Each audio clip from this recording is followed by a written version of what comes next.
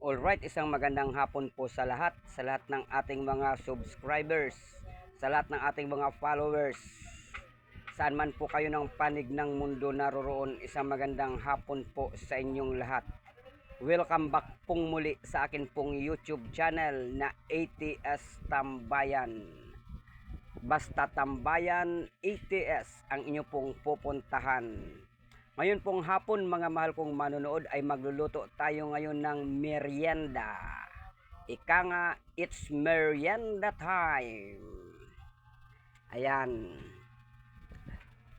At kung naligaw lamang po kayo sa aking YouTube channel, huwag niyo pong kalimutang paki-likes, subscribe, and share po ng ating video. Maraming salamat po. Ayan, umpisahan po natin mga mahal kong manonood sa paghahalo ng glutinous rice flour o yung sa Tagalog yung malagkit powder. Iyon po mga mahal kong manonood. Iyon po ang ating gagamitin sa atin pong gagawing pagluluto ngayong hapon. Pagluluto ng merienda. Ayan. Ang lulutuin po natin ngayon mga mahal kong manonood ay yung karyuka. Ang tawag po dito sa Tagalog ay karyuka. Sa amin po, sa Bicol, ang tawag dito ay tabug-tabug. Yan.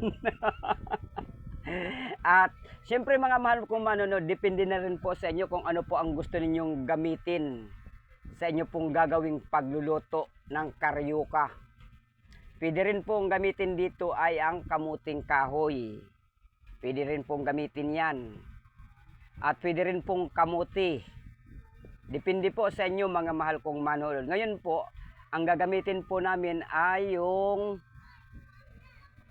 glutinous rice flour. Yun po mga mahal kong manonood yung ating gagamitin. Dahil minus na po sa trabaho kasi ang kamuting kahoy ay kailangan pa nating iyadyarin mga mahal kong manonood. Ito po, diretso na, masa na kaagad. Parang nagmamasa tayo ng tinapay. Ayan. Ayan, at siyempre mega love shout out po sa inyong lahat. At marami pong salamat sa patuloy po yung pagsuporta sa akin pong YouTube channel na ATS Tambayan.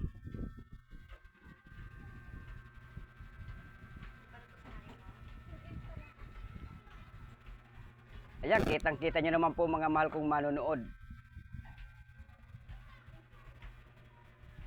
Kailangan talaga halong-halo yung glutinous rice flour, yung malagkit powder.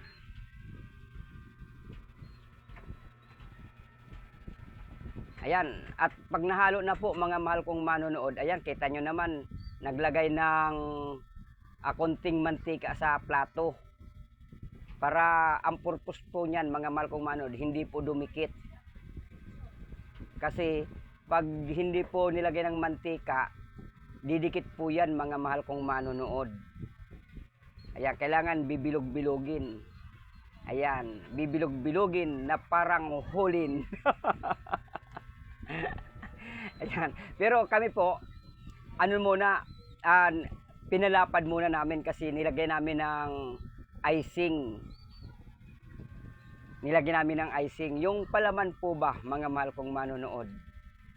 Yan, para masarap kainin. Yan, bago bibilog-bilogin. Ayan, kita nyo naman po mga mahal kong manonood kung paano ginagawa yung pagluluto ng karyuka o yung tinatawag sa amin sa Bicol na tabug-tabug. Ayan, ang sarap po nito mga mahal kong manonood. Pwede nyo po itong gawing pangnegosyo. Ayan, mapagkakakitaan nyo po ito mga mahal kong manonood. Maliit lang po ang puhunan. Pero malaki po ang income nyo dito kasi ang gagamitin nyo lang po ay yung malagkit powder. Pwede nyo rin pong lagyan ng palaman o bukayo, pwede rin pong hindi. Depende po sa inyo. Tapos anong ihalo nyo lang po ay tubig, mamasahin nyo lang sa tubig yung glutinous rice flour. Katulad po ng ginagawa namin mga mahal kong manonood. Napakadaling gawin. Hindi mahirap. Pero malaki ang kita.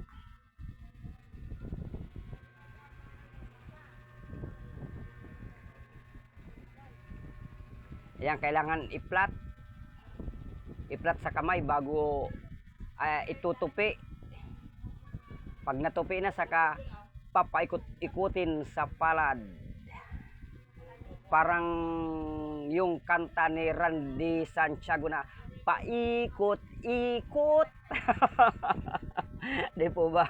Naalala nyo pa ba yun, mga mahal kong manonood? Ayan. Nung panahong kasikatan pa ni Randy Santiago. Ayan po. Ayan, mega love shout out po sa lahat ng ating mga mahal na manonood. Like and share lamang po mga mahal kong manonood. At syempre, huwag niyo pong kalilimutang mag-comment para alam ko po kung hanggang saan nakaabot yung aking video.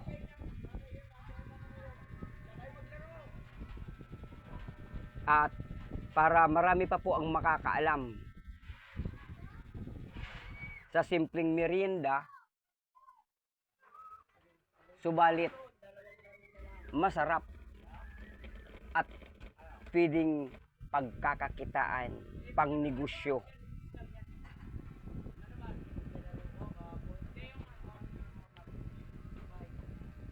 Ayan na po ang mga mahal ko manood. Tapos na tayong magbilog-bilog. Bilog ang mundo. Ayan, kailangan ano na po tayo ng mantika. Ayan, pipirtuhin na po natin. Pag mainit ng mantika, ayan, ilalagay na po natin yung ating binilog-bilog na parang hulin. Yung hulin na malalaki, hindi yung hulin na maliliit. Yun po bang ginagamit ng mga bata na ginagawa nilang mini bilyaran. Ganyan po kalalaki. Ayan, kita nyo naman po mga mahal kong manonood. Kumukulo ang mantika.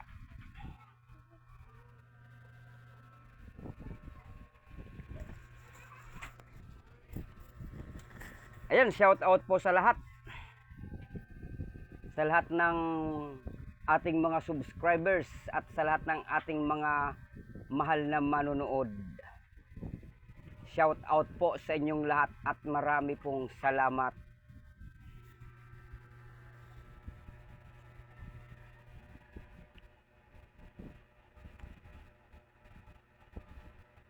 Ayan, dandahan lamang po mga mahal kong manonood. Dahil mantika po ito.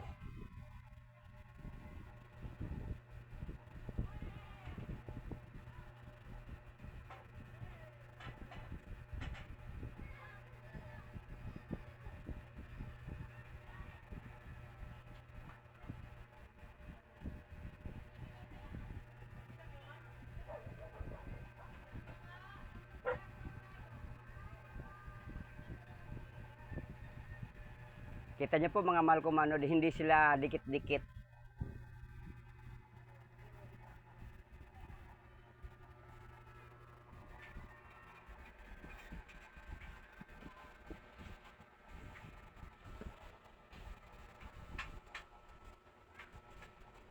Ayan, mega love shout out po sa inyong lahat.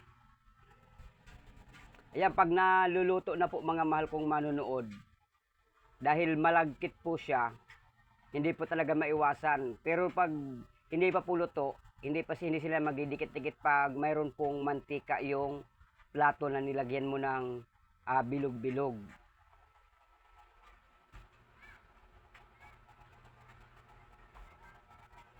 Yan, tiyagaan lang po natin na ikot-ikutin para parehas po ang luto.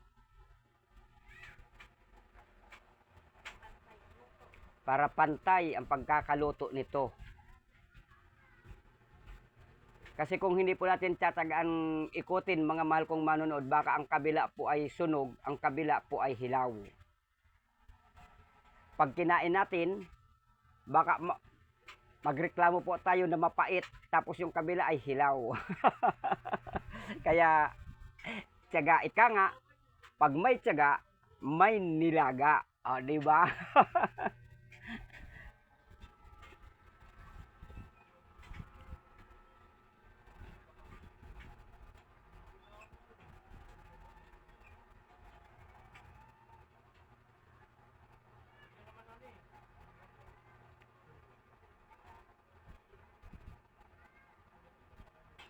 Ayan, pag tiningnan nyo po mga mahal kong manonood, nakakatakam. Ayan, yan pong nakikita nyo po mga mahal kong manonood. Ayan po yung ano natin, yung inilagay na palaman.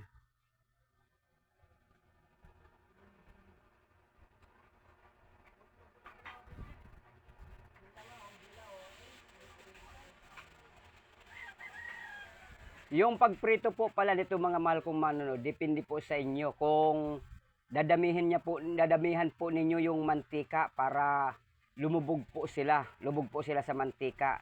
Pwede rin po na hindi.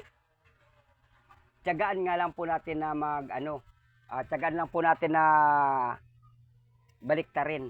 Ayan mga mahal kong manonood. Kaya yung inilagay po namin ay konti lang yung mantika kasi pagkatapos po namin magprito, yung pinagprituhan po ay lalagay namin ng asukal. Ayan. Doon namin inilagay yung asukal sa pinagprituhan niya bago ibabalik po yung ating ginawa, yung ating pong prinito para magkaroon po siya ng tamis. Para magi siyang matamis mga mahal kong manonood. O sweet coated, ika nga. Iyan. Naka-English tayo Tama ba? Sweet coated. Kaya po talaga pag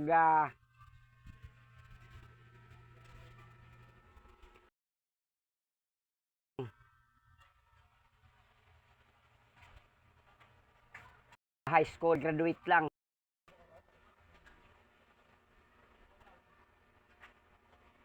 Ayan, kita niyo po mga mahal kong manonood, unti-unti nang dumidikit yung asukal doon sa bilog-bilog na ginawa natin.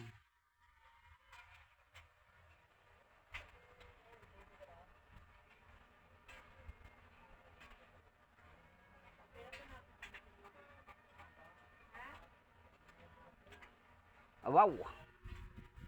Ang sarap nito Ayan, napakadali lang po pala mga mahal kong manonood gawin ito. Kasi kunti lang yung ingredients.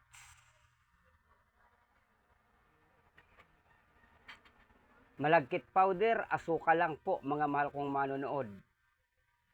Okay na, ayan, marami pong salamat. Bye-bye. I love you all. God bless to one and all. See you next video.